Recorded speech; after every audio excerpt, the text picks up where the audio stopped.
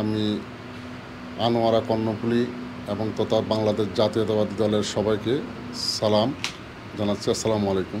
আমি 1986 সাল থেকে রাজনীতিতে সক্রিয়ভাবে আছি। আমার প্রয়াত নেতা আলহাজ কবির চৌধুরী যখন জাগা দলের সদস্য ছিলেন, তখন ওনার হাত ধরে আমি রাজনীতিতে এসেছি। এখন পর্যন্ত করতেছি। এখন আমি গত বিএনপি দক্ষিণ জেলা বিএনপির সদস্য ছিলাম, আনোয়ারা উপজেলা বিএনপির যুগ্ম আহ্বায়ক ছিলাম। আমরা ছাত্র রাজনীতি করেছি। আপনার আনোয়ারা থানার যে কলেজ, সেই কলেজের কলেজ কমিটি না, আনোয়ারা উপজেলা ছাত্র দলের সদস্য ছিলাম। আমি যখন রাজনীতি করতেছি, ওখানে গিয়েও বসে থাকতে পারিনি।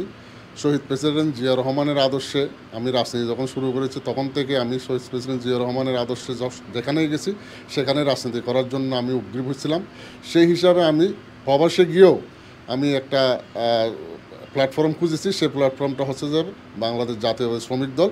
সেই শ্রমিক দলের আমি অবিভক্ত সৌদি আরবের প্রেসিডেন্ট ছিলাম দীর্ঘ 10-12 বছর।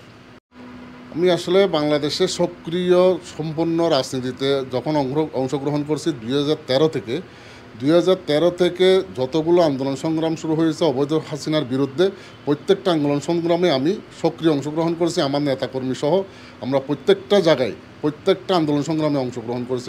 আমি আমার দলের ভারপ্রাপ্ত চেয়ারম্যান এবং চেয়ারপারসন বেগম খালেদা জিয়া সহ আমার দলীয় হাইকমান্ডের কাছে আমার একটাই অনুরোধ, যাকেই নমিনেশন দেন আলোচনা করে এবং দেখে শুনে নমিনেশন দিবেন, যে লোকগুলোকে বাংলাদেশের জনগণ, স্থানীয় জনগণ গ্রহণযোগ্য মনে করে। ওয়ালটন এখন দেশের সীমানা পেরিয়ে পৌঁছে গিয়েছে 50টিরও বেশি দেশে। ওয়ালটন, ঘরে ঘরে বিশ্বজুড়ে। যার বিরুদ্ধে এলিগেশন আছে, যার বিরুদ্ধে চাঁদাবাজি আছে, যার বিরুদ্ধে অসংখ্য মানুষের হত্যা মামলা থেকে শুরু করে অনেক কিছু আছে, তাদেরকে যেন নমিনেশন না দেয়, এটাই আমার আহ্বান আমার ভারপ্রাপ্ত চেয়ারম্যানের কাছে। আমি সবচেয়ে বেশি আমাদের উপরে যখন অত্যাচার বেশি শুরু হয়েছে তখন 2013 থেকে আমরা চট্টগ্রাম দক্ষিণ জেলা বিএনপির সংগ্রামী সভাপতি জনাব আলহাজ জাহরুল ইসলাম চৌধুরীর নেতৃত্বে যতগুলো আন্দোলন সংগ্রাম, নতুন ব্রিজ থেকে শুরু করে প্রত্যেকটা আন্দোলন সংগ্রাম আমরা সক্রিয় অংশগ্রহণ করেছি। হরতাল বলেন, যতগুলো ছিল সবগুলোর মধ্যে আমরা সক্রিয় অংশগ্রহণ করেছি। 2018 পরে যখন শেখ হাসিনা সরকার আমাদের বিরুদ্ধে গণহারে গ্রেফতার, গণহারে আন্দোলনে যারা সক্রিয় অংশগ্রহণ করেছে তাদের বিরুদ্ধে মামলা দিয়েছে, আমি কর্ণফুলী এবং আনোয়ারা প্রত্যেকটা ঘরে ঘরে গিয়ে তাদের খোঁজখবর নিয়েছি, যাতে তাদেরকে যতটুকু পারি আমার সাধ্যমতো আমি তাদেরকে সাহায্য করেছি। এবং আন্দোলন সংগ্রামে যারা গ্রেফতার হয়েছেন তাদেরকে অনেকেই আমি এখন পর্যন্ত জেল থেকে বের করেছি এবং তাদের মামলা খরচ করেছি।